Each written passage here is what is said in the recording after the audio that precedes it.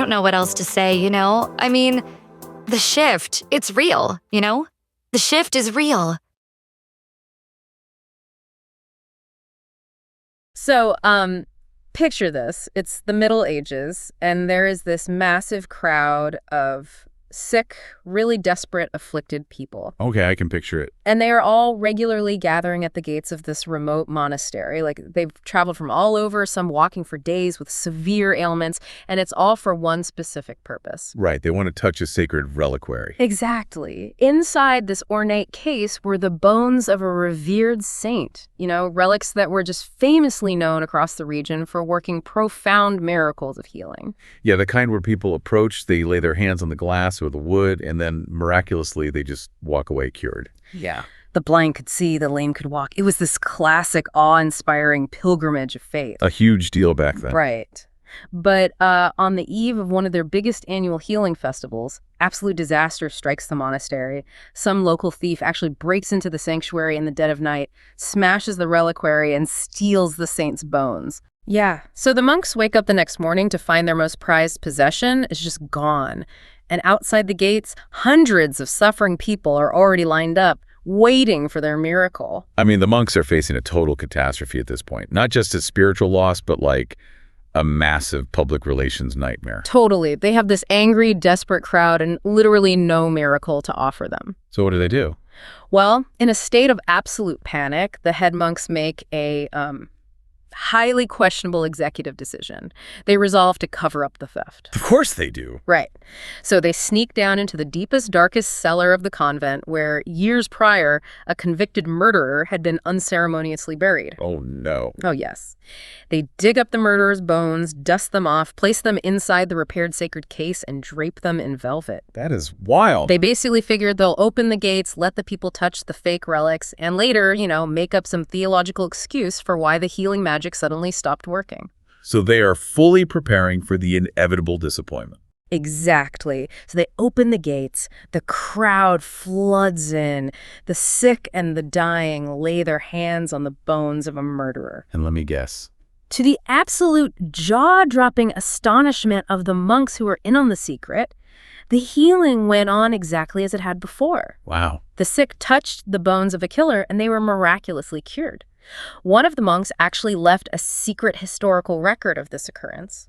Wait, really? Yeah. He confessed that witnessing this mass healing, he realized the healing power had been inside the people themselves the entire time. It was never in the bones. I mean, whether that specific historical account is a literal truth or just, a monastic legend, the mechanical conclusion it illustrates is the bedrock of what we are unpacking today. Exactly. And that's our mission today. Welcome to this deep dive. Join us here on Abundant Top Podcast as we take another look at the work of Wallace D. Wattles. This time, his science of being well. It is such a fascinating text. It really is. It's a foundational text from the early 1900s New Thought movement. And I want to speak directly to you, the listener, right now. Yeah, this is highly relevant. Whether you are currently seeking some sort of physical healing or looking to optimize your baseline energy, or you're just insanely curious about the limits of the mind-body connection, this deep dive is custom tailored for you. We're giving you a beginner-friendly but radically different mental framework. We really are looking at a highly practical, surprisingly rigorous guide to understanding a massive paradigm shift in human health. Because the shift is real. The shift is absolutely real, and it requires a complete departure from how most of us were, taught to view biology. Right, it's all mechanics. Exactly. Wattles argues that health is not merely about the cold mechanical maintenance of the physical body as if it were a car engine. No. It's about the profound, tangible influence of human thought, the absolute necessity of faith, and the interaction with something he calls a universal substance. And that substance dictates our actual localized biology. Universal substance. I love that term. Because to even begin grasping how thoughts could, physically knit a bone or eradicate a virus, we have to start with the foundational physics of Wattles' universe. Right, you have to understand the ground rules. He introduces what he calls the monastic theory of the universe.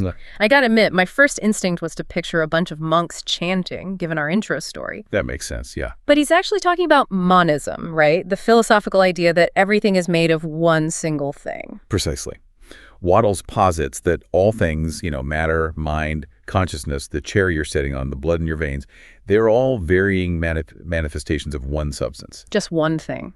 Yeah. He refers to it as the one living substance.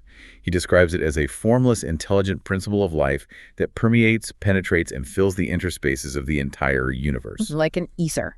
Exactly. A highly refined, diffusible ether. It isn't just empty space between objects. It is a raw, intelligent, creative medium. So we aren't just walking around on the surface of the earth, surrounded by dead air. We are entirely submerged in this living substance. Submerged is a great word for it. I was trying to come up with a mechanical analogy for this, because it's hard to visualize. It is. Yeah. What did you come up with? Well, if we think about a house, we usually focus on the appliances, right? The refrigerator, the television, the lamps. Sure. Those are the physical bodies. But none of them do anything without the electrical grid. Oh, that's good. The power is invisible, it runs through the walls, it connects everything, and it is a single continuous force. Wattles is basically saying we are appliances completely saturated by a universal electrical grid of life force. That electrical grid analogy holds up perfectly when we look at how he defines human beings. How so? Because a human being, in this framework, is simply a localized, specific form of this living substance. And because we are made of this intelligent life stuff, every single human has within them a principle of health. A principle of health. Yes. And this isn't just a metaphor. It is the localized, individualized expression of that vast universal substance operating inside your specific physical boundaries. And this leads to his most radical thesis, which is that the principle of health is the only thing that actually heals you. The only thing. External remedies do not cure. When this principle is in full constructive activity, it forces all the voluntary and involuntary functions of your life to be performed perfectly. Which really challenges conventional medicine. Think about the massive contradiction he points out in the medical arts to prove this. Oh, right, the allopathy versus homeopathy thing. Exactly. Yeah. Wattles looks at the two dominant medical schools of his day. Allopathy is traditional medicine. If you have a fever, they give you a drug that lowers temperature. Right, they use opposite poisons to fight a symptom. Yes. And homeopathy, conversely, uses microscopic doses of similar poison to theoretically stimulate the body's defenses. They are completely fundamentally opposed in their theory of operation. Entirely opposite. So if allopathy is biologically correct, homeopathy must be a delusion, right? And if homeopathy is the true mechanism of the body, allopathy should be actively destroying the patient. That's the logical conclusion. Yeah. And yet, as Wattles points out, both systems boast incredibly legitimate, documented cures. People recover under both protocols. Right. So how is that mechanically possible if the medicine is what does the curing? The answer is that the medicine is inert. Exactly. The pill, the spinal adjustment, the specific diet, they only ever cure when they manage to act as a psychological or physical trigger that awakens the patient's internal principle of health. They are the murderer's bones. Yes. Perfect connection. The pill is just the bone. The healing was inside the patient's electrical grid the whole time. The pill just gave them permission to flip the breaker switch. That is the exact mechanism. The physical intervention provides the scaffolding for the patient's belief. The results depend entirely upon the way the patient thinks about the remedy, not upon the chemical ingredients in the prescription. Which completely upends the locus of control. I mean, we're so conditioned to hand our power over to the specialists, hoping they prescribe the right chemical to fix our broken machine. We want someone else to fix it. But Wattles strips the doctor of that omnipotence and hands the terrifying weight of responsibility back to the patient. It is a lot of responsibility. It is. Yeah. And that raises an immediate, massive problem. If this universal substance is always there, and this principle of health is inside me right now, what is turning it off? Why do people get sick and stay sick? That question brings us to the actual mechanism of human thought. Okay, let's get into it. The principle of health is aroused to constructive activity or suppressed into dormancy purely by the way we think. Wattles claims that the original substance is a creative medium that takes the form of whatever it thinks about. Meaning, if the universal substance thinks of a tree, the energy coalesces into a tree. Yes. The thought of a form held in this substance causes it to assume that form. The thought of a motion causes it to institute that motion. Makes sense. But here's the crucial distinction. The original substance, the supreme mind, only ever thinks of perfect functioning. Oh, interesting. Nature's fundamental underlying impulse is always the advancement of life. The universe does not know disease. It does not conceive of decay. It only knows life, growth, and perfect expression. Wait, if the universe doesn't know disease, where do tumors and viruses and chronic fatigue come from? Are they just illusions? They aren't illusions in the physical sense. They are very real physical manifestations. But their origin is entirely a product of humanity's separate, limited consciousness. Because we are thinking centers. Exactly. Humans have the unique ability to originate our own thoughts independent of the supreme mind. But because we aren't omniscient, we make errors. We get scared. We observe a symptom, we get scared, we obsess over decay. And when a human being holds the concentrated thought of a diseased or abnormal condition, they pervert the action of the principle of health within them. So we are essentially hacking the creative medium with bad code. That's a great way to put it. We're taking this pure, life-giving electrical energy, and we are impressing a corrupted blueprint onto it. By focusing on the sickness, we are literally ordering the universal substance to build the sickness. You are a localized thinking center made of mind stuff, permeating a physical body. If you firmly impress the thought of imperfect functioning onto that mind stuff, the physical body has no choice but to follow the blueprint. The substance creates what you hold in your attention. Exactly. This is where Wattles takes this premise to an absolute extreme, and it's something that flies in the face of our modern obsession with, doing our own research. Oh, absolutely. He explicitly and forcefully warns the reader against studying physiology, hygiene, or reading what he calls doctor books. His stance on medical literature is uncompromising. He argues that studying disease fills the mind with thoughts of imperfect conditions. It generates fear thoughts. Fear thoughts, yeah. When you read a medical textbook detailing the horrific progression of a disease, you are constructing a vivid mental image of that disease in your mind. You are giving the universal substance a blueprint for destruction. To illustrate how dangerous this is, he details the story of the 10-day starvation myth.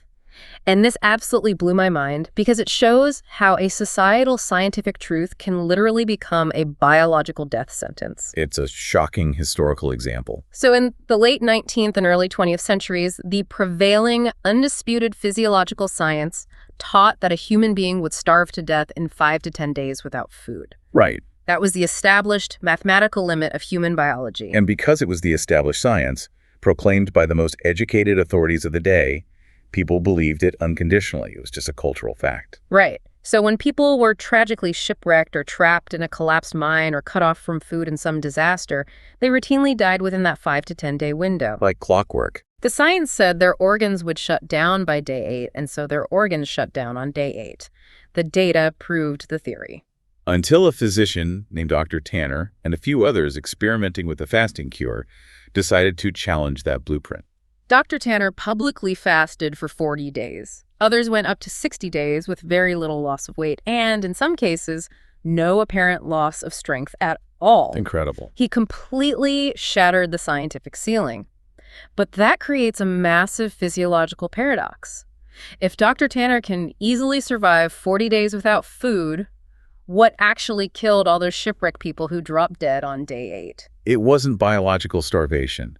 Wattles concludes that those people died because erroneous physiology taught them to think death was inevitable. Wow. The thought of death, fueled by their absolute, unquestioning faith in the science of the time, became a fixed creative power that actively shut down their bodily functions. They didn't starve to death. They thought themselves to death. Their minds executed the program that society handed them. Which is a terrifying realization about the power of belief. Yeah. And it perfectly justifies Wattles' warning against diving into medical literature. Because it's full of blueprints for death. Exactly. If you study a science that recognizes disease as an inevitable conquering power, you will internalize those limitations. You will manifest them in your own body because your principle of health will blindly follow the fear thought you've adopted. I have to push back on this, though. Go ahead. Because if I'm listening to this right now, I'm thinking, okay, this sounds dangerously close to blind denial. Like, if I have a compound fracture or a terrible case of pneumonia and my lungs are filling with fluid, am I just supposed to sit on my couch, ignore it, and pretend it isn't there? Right. It sounds crazy. It seems not just delusional, but actively suicidal. That is the most common pitfall when people encounter new thought philosophies. But we have to read his actual mechanics carefully. Okay. Wattles explicitly states that denying disease accomplishes almost nothing. uses a great phrase. He says it does little good to cast out the devil and leave the house vacant. Leave the house vacant, okay. He does not advocate aggressively rejecting or fighting the disease. Why not fight it, though? Isn't the whole modern lexicon about battling cancer or fighting a cold? Because fighting a disease requires your mental attention to be focused squarely on the disease. You have to look at the enemy to fight the enemy. Oh, I see. And in the physics of the universal substance, whatever you hold your attention on, you create. By fighting the illness, you're pouring your life force directly into the concept of the illness. It's the classic psychological trap. If I tell you to use all your willpower to not think about a pink elephant, the only thing in your mind is a giant pink elephant. Exactly. By fighting the disease, I am centering my entire mental universe around my sickness. Exactly. Instead of blind denial or aggressive warfare against symptoms, Wattles advocates for positive assumption. Positive assumption. Yes. You have to sever all mental relations with the disease. Yeah. You don't fight it, you simply drop it completely from your mental landscape as if it is irrelevant. Instead, you form a highly specific, robust conception of health. So you fill the vacant house. Yes. You visualize how a strong, perfectly healthy version of yourself would walk, how they would work, how they would interact with their family today. Right. You fill your mind so completely with the vibrant image of perfect functioning that there is literally no room left for the thought of the disease. So instead of standing in front of the mirror saying, I am not sick, my throat doesn't hurt, I am not sick, which just reinforces the sickness. Right, don't do that. You shift your entire posture and think, I am vibrant, I walk with vigor, my body is flooded with surplus energy. You relate yourself entirely to the strong way of doing things. You impress that conception of health upon the principle of health within you. Oh. And you resolutely refuse to entertain any thought that contradicts it. But let's be real for a second. Just thinking about health isn't enough to physically rebuild destroyed cellular tissue. A passing thought is just a daydream. I can daydream about being an astronaut, but that doesn't put me on the moon. A thought needs an emotional engine to become creative, to actually move that heavy universal substance. And Wattles identifies that engine as two specific things: faith and gratitude. This is a crucial distinction that separates his science from mere wishful thinking. A thought without faith has absolutely no creative power. None. None. The formless substance only responds to thoughts that are conceived in faith. The terrifying math of the mind that he presents here really stopped me in my tracks. It's intense. He points out that if you sit in your room for 10 hours a day, visualizing perfect health, reciting affirmations, but deep down you don't actually believe a word of it, those 10 hours do nothing for you. It's empty imagination. But it gets worse. How does it get worse? If you spend those 10 hours visualizing health without faith, and then you spend just 3 minutes thinking about your disease with faith. Meaning you feel a genuine sinking terror about your symptoms. Yes. If you truly believe the disease is powerful and might kill you, the disease will win. Because fear is just faith in the negative. It is absolute belief applied to a destructive outcome. The disease thought will control your biological condition because it has the dynamic, explosive potency of faith behind it, while your 10 hours of health thoughts were just mental fluff. That is so incredibly daunting, because when you are in pain, fear is automatic. Faith in the disease is easy because you can literally feel it. It's undeniably present to your senses. Exactly. So how do we build the kind of unshakable faith in health that can overpower our natural fear?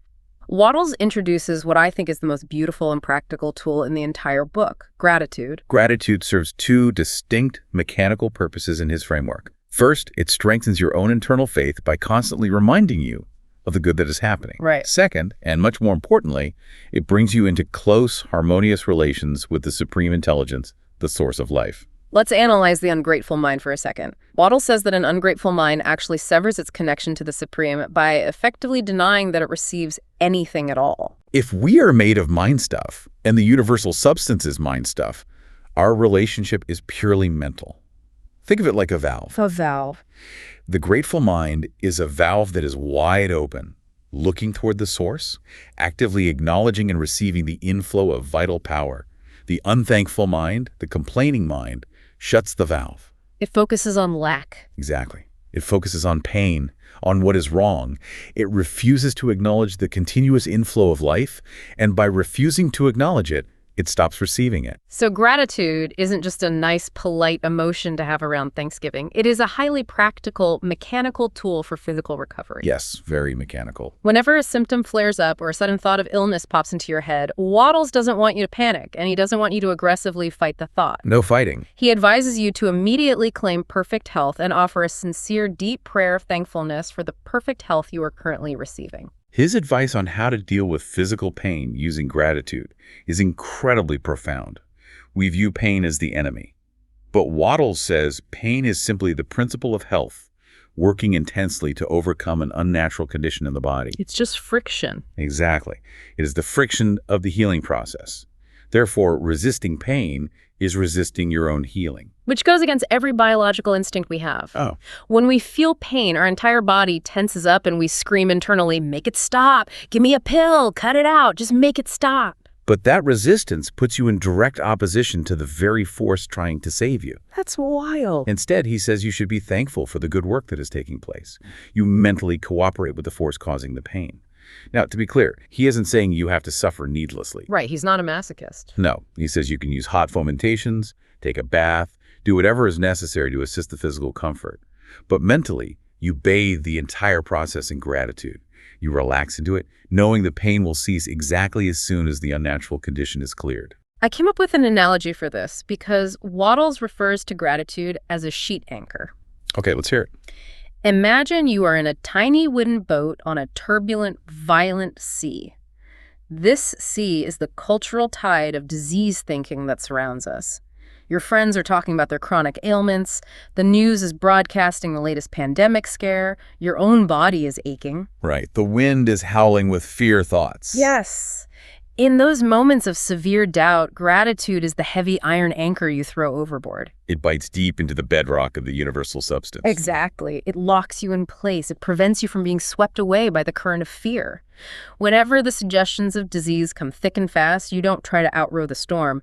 You drop the anchor of gratitude to own and control your own field of thought until the storm passes. But keeping that anchor secured, choosing to remain in a state of gratitude when your physical reality is screaming at you, requires an immense amount of effort. And that brings us to a concept that people frequently misunderstand in the New Thought movement. Oh, the correct use of willpower. Yes. This is huge because when people hear, use your will to get healthy, they immediately picture clenching their fists, turning red in the face, and screaming at their immune system, heal, damn you. Which is the exact opposite of what Wattles teaches. He is remarkably careful to clarify this. You do not use willpower to force your physical body to heal. You do not direct your will at your liver or your lungs. He also says you don't use it to force yourself to keep working when you are genuinely physically exhausted. Exactly. And you absolutely, unequivocally never use your willpower to try and control other people or to try and coerce the universe into doing what you want. You don't try to bend reality to your whim. The sole legitimate use of the will, the only place you are ever permitted to apply it, is upon your own attention. Just your attention. Yes. You use your will to determine what you will think about.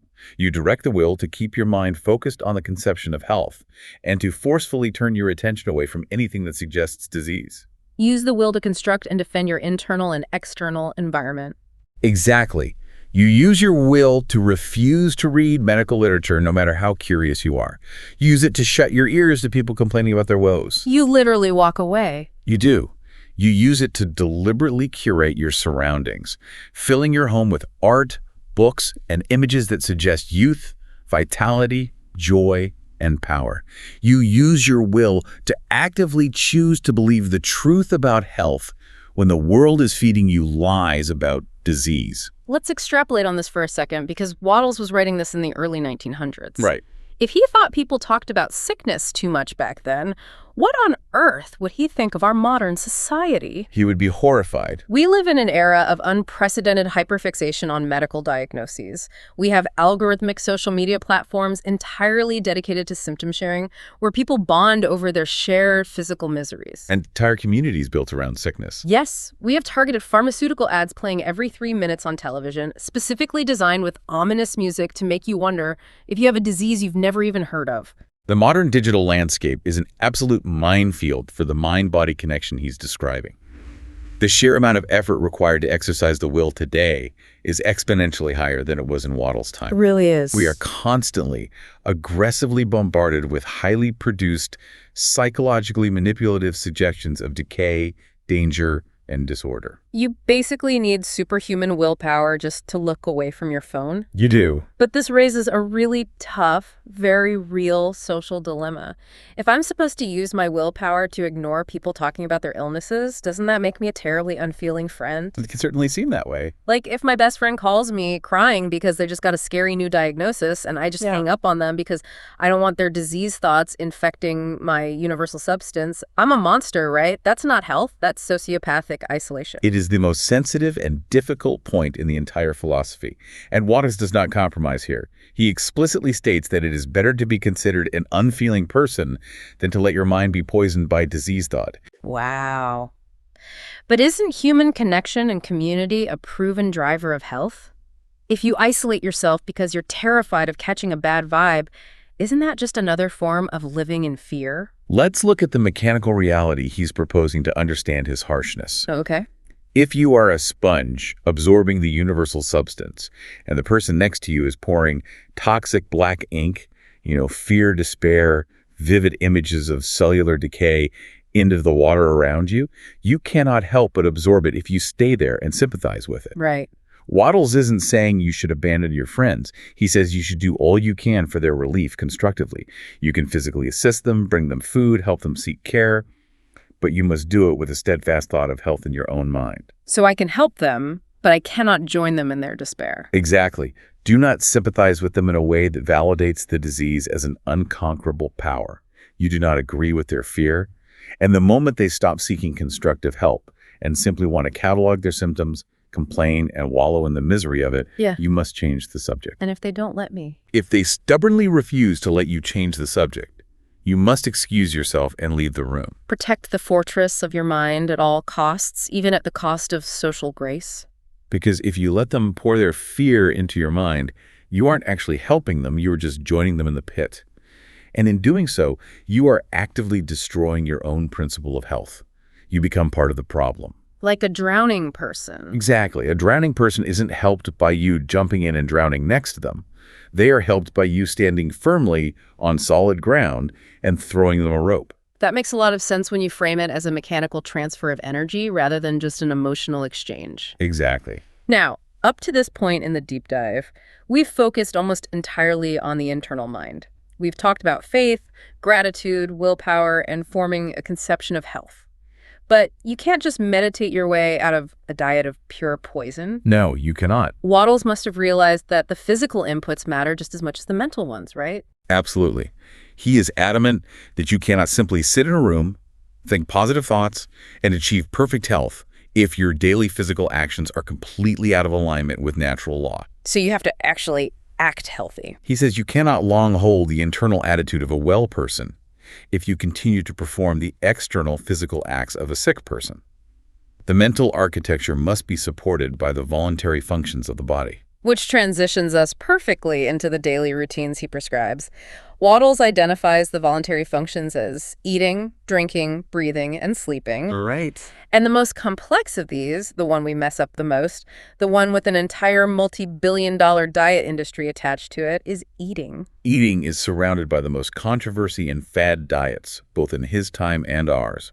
But Wattles cuts through all the scientific noise with a few incredibly simple, radically natural laws. The first rule governs when to eat. And his rule is absolute. Only eat when you have an earned hunger. Never eat by the clock. Never eat just because it's noon or because your family is sitting down for dinner time. He actually goes after the sacred cow of modern civilization here, the morning routine. He does. He completely, aggressively debunks the idea of the early morning breakfast. He argues that genuine biological hunger cannot possibly exist right after a person wakes up from a restful night of sleep. His logic here is deeply tied to the body's energy cycles. During sleep, the body is recharging. It is completing the process of assimilation. It isn't expending heavy muscular energy. Right, you're just laying there. Therefore, unless you went to bed, literally starving, your body does not need raw material the moment you wake up. The body hasn't done anything to require new fuel. Hunger, he insists, must be earned by work. But wait, millions of people wake up and feel like they're absolutely starving for breakfast. If I don't eat by 8 a.m., I get the shakes, I get a headache, my stomach is growling angrily. And here we have to look at how Wattles contrasts hunger versus appetite. This is perhaps the most vital physical distinction in the book. Okay, what's the difference? Hunger is a pure biological call from the subconscious mind for cellular repair material. It is a natural demand. And Wattles notes a fascinating characteristic of true hunger. It is never uncomfortable. It is always a pleasant, anticipatory feeling. It doesn't cause pain. Right. Those negative symptoms you described, the gnawing in the stomach, the weakness, the headache, the desperate craving for a morning coffee or a sweet pastry, that is not hunger. That is appetite. Appetite. Appetite is a habitual, learned craving for sensual gratification. It's a localized physiological response tied to a specific time of day or a specific chemical dependency. Oh, like an addiction. Yes. The alcoholic craves his morning drink to stave off the shakes. The caffeine addict craves their coffee to cure the headache. The sugar addict needs their muffin. That isn't nature asking for cellular building blocks. That is the body reacting to the withdrawal of a habituated stimulant. So we have to endure the withdrawal of appetite until true burned hunger arrives, which for most people means skipping breakfast and eating their first meal around noon or later after they've actually done some physical or mental labor. Precisely. Okay, so we wait for an earned hunger, but what are we supposed to eat? If Wattles believes nature provides the perfect environment for this principle of health, I'm guessing he hated the overly processed foods of the Industrial Revolution. Does he push for a specific diet, like early vegetarianism or a raw food diet? Surprisingly, no. He tells us to drop the scientific obsessing over macros, proteins, and carbohydrates. He doesn't advocate a strict vegetarian diet or a strict meat diet. His instruction is beautifully simple. Eat the staple natural foods provided by the supreme intelligence in your specific geographic zone. Eat locally. Eat seasonally. Yes.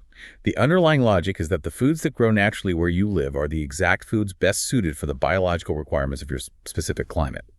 They are the freshest, meaning they are the most filled with the life force of the one living substance. That makes a lot of sense. You should avoid heavily refined sweet foods or complex culinary concoctions that are designed only to stimulate the palate and bypass the body's natural satiety signals. He uses the example of native tribes to illustrate this, and it's a compelling point. He notes that these populations, before Western, highly processed diets were introduced, exhibited perfect health, incredible longevity, and physical agility. They really did. And how did they eat? They didn't count calories. They ate foods in harmony with the seasons. They utilized the whole animal, the bones, the organs, the marrow, not just the lean muscle meat. Whole foods. Yes, they relied heavily on raw or very simply prepared foods.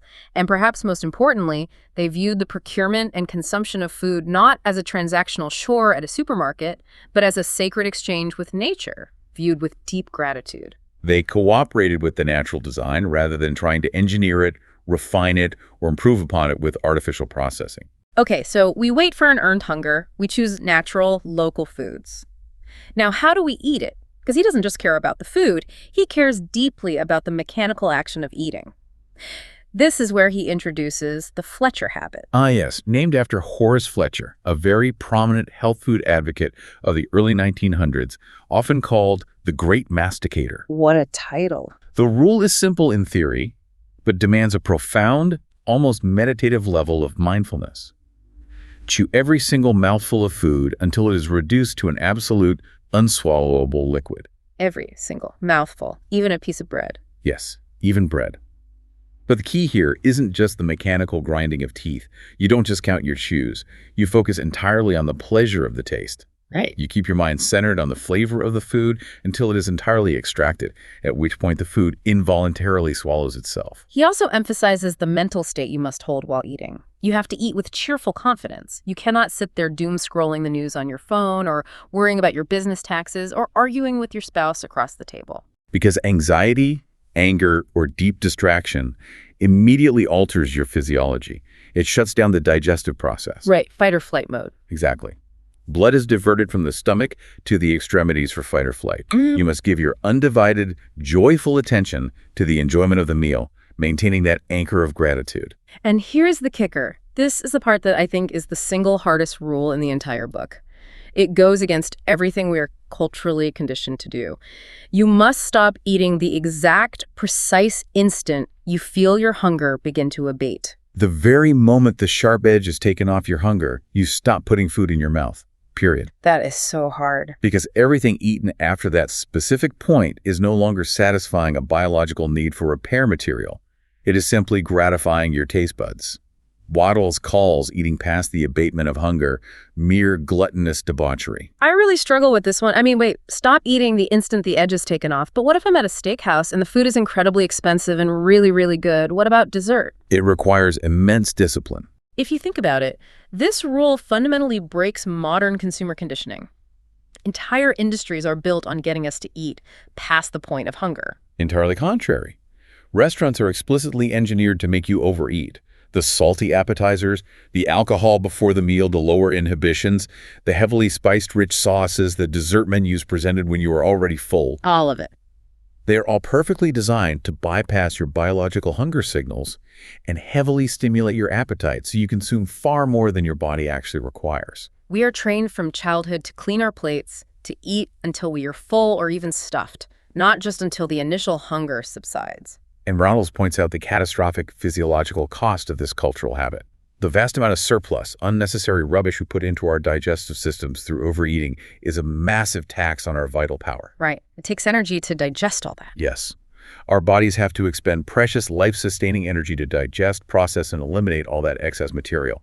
It depletes our overall energy reserves and leaves the body exhausted and an easy prey to disease. So if we can master this incredibly disciplined art of eating, waiting for an earned hunger, choosing simple natural foods, chewing them to a liquid state in a mood of joyful gratitude, and stopping the absolute moment the edge is off, we've aligned our most complex voluntary function with the principle of health. Beautifully summarized. But eating is just one intake valve. To round out the physical manifestation of this science, we have to look at the other ways we interact with the physical environment. We have to look at how we breathe, how we move, and how we rest. Breathing is an involuntary function, obviously, but how we breathe is voluntary. Wattles' instructions here are deeply tied to posture and the quality of the environment. Posture is key. He says you must keep the spine straight and the chest flexible. You cannot breathe properly and therefore cannot intake sufficient universal substance if you are stooped over a desk all day, compressing your lungs and flattening your chest. He demands that we take deep breaths of pure outdoor air, and he is remarkably intense about avoiding stagnant or poisoned air. Very intense. He says if you work in a poorly ventilated factory or live in a house with bad air, you need to move. Get a new job, move to a new house, sleep outside if you have to. Pure air is non-negotiable. We have to understand why he is so extreme about this. Right. In his framework, air isn't just a mixture of gases. He essentially considers it a vital food. It is the most thoroughly alive thing we take into our physical bodies. Alive. He believes pure outdoor air is deeply permeated with the original substance. Stagnant air, air that has been trapped in a closed room and breathed over and over, is dead. It has been depleted of that vital, life-giving ether. Now, a lot of people today take deep breathing exercises or do postural yoga specifically for their health to clear their lungs or lower their blood pressure. Very common. But Wattles throws a massive wrench in that modern wellness trend. He explicitly says, do not do health exercises to cure your disease. This circles all the way back to his fundamental rule on attention and the will. If you are doing an exercise because you are sick, or specifically to prevent a sickness you fear is coming, what is the central thought in your mind while you do the exercise? Sickness. I'm thinking about the disease I'm trying to avoid. Exactly. You are recognizing sickness as a present fact or a highly probable possibility. You are acting out of fear, which means you are building the blueprint of disease. Right. Instead, Wattles says you should stand up straight and breathe deeply simply out of pride. Do it because you want to be physically clean and well-formed. Do it as a matter of self-respect and joy, not as a desperate therapy to stave off death. And he applies that exact same logic to physical exercise. Don't go to the gym and do a grueling forced stunt on the treadmill just to burn calories or fight off heart disease. No forced stunts. He says you should exercise for fun and recreation. Ride a bike, work in your garden, play a sport. Exercise because you are alive and you want to express that vital life force, not because you are terrified of your own mortality. It's all about shifting the internal motivation from fear to joy, from avoiding disease to expressing life. When the action is identical, the mental state dictates the biological result. What about when the day is over? Sleep has to be the ultimate restorative state, right? Sleep is when the voluntary mind shuts down and the brain is fully recharged by the principle of health. It's when the connection to the living substance is most restorative, unhindered by our erratic thoughts. But to facilitate this deep cellular repair, Wattles insists on an unlimited, continuous supply of fresh air. He says you must sleep with the windows open. Wide open, to allow a constant flowing circulation of fresh outdoor air. And he doesn't care what the geographic weather is like. Even in winter. No matter how brutally cold it is outside in the dead of winter, you open the window. You can pile on as many heavy blankets as you need to keep your body warm, but your lungs must breathe fresh living air, not the stagnant, dead air of a closed, heated bedroom. And just like the act of eating, sleep requires a specific mental setup. You don't just collapse into bed exhausted, doom scrolling on your phone until you pass out. We're all guilty of that. We are. But you're supposed to go to sleep with a purposeful, deliberate, prayerful attitude of gratitude. You fall asleep completely trusting that your vitality is being actively renewed by the supreme intelligence while you rest. It's actively participating in your own restoration, rather than just treating sleep like an inconvenient biological off switch. There are a couple of other practical steps in this final section that I found really comforting, especially compared to the modern grind culture mentality. His advice on physical weakness, for instance. What does he say? If you are feeling weak, he doesn't say push through the pain or mind over matter, get back to work. He says if you are genuinely weak, don't force yourself to work. Rest. But, this is the critical new thought twist, while you are resting, do not wallow in the weakness. Don't lie on the couch feeling sorry for yourself, obsessing over how tired you are. Spend that hour of physical rest in active mental thanksgiving for the great strength that is actively being built within you right in that moment.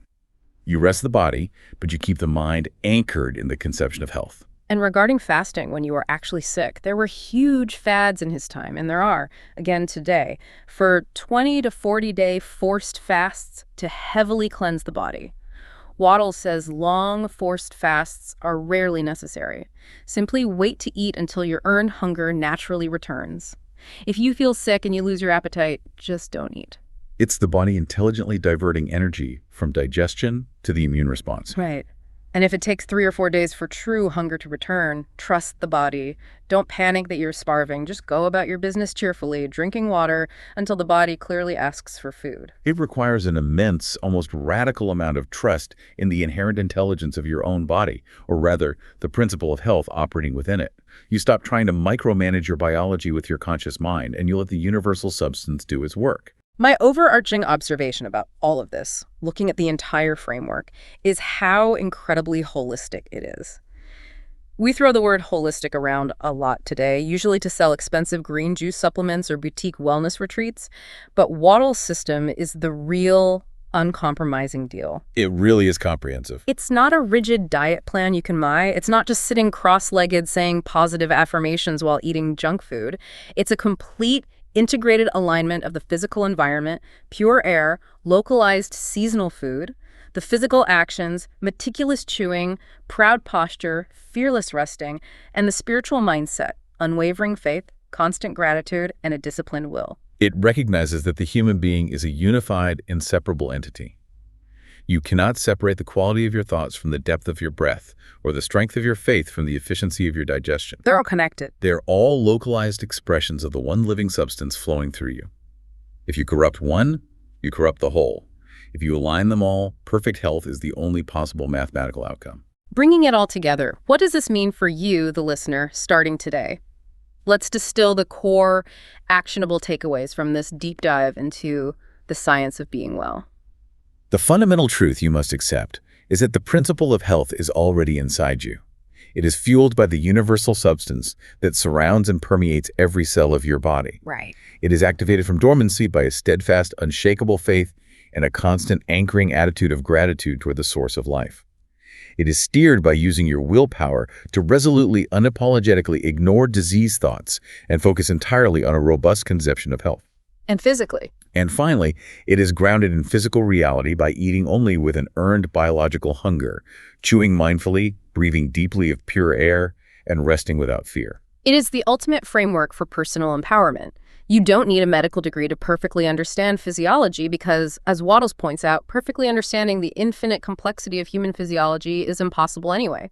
You just need to align with the simple, natural rhythms of life. Your health is largely in your own hands, dictated by your daily thoughts and your simplest, most natural actions. It reclaims human health from the terrifying domain of complexity, fear, and external authorities, and returns it to the domain of nature, simplicity, and internal sovereignty. I want to leave you with a final provocative thought, something to deeply mull over as you go about your day. We talked at length about how Wattles demands that we use our willpower to sever all ties with conversations about illness, symptoms, and medical fear. Yes, the social isolation aspect. He says we should absolutely refuse to participate in them, even if it means walking away from our friends. So try to imagine what would happen to our modern society, our culture, and our media landscape if tomorrow every single person simply refused to talk about being sick. Right. If we completely withdrew our attention from the concept of decay, would we lose our empathy and become a cold, callous society? Or by withdrawing our collective creative attention, would we finally starve the very concept of disease out of existence entirely? It's a profound, paradigm-shifting thought experiment. In a universe made of mind stuff, where attention goes, energy inevitably flows. Think very carefully about what you give your voice and your attention to today. Are you feeding the sickness, or are you fueling the principle of health? Thank you for joining us on this deep dive into the science of being well. Keep learning, keep questioning, and keep striving for that perfectly healthy life.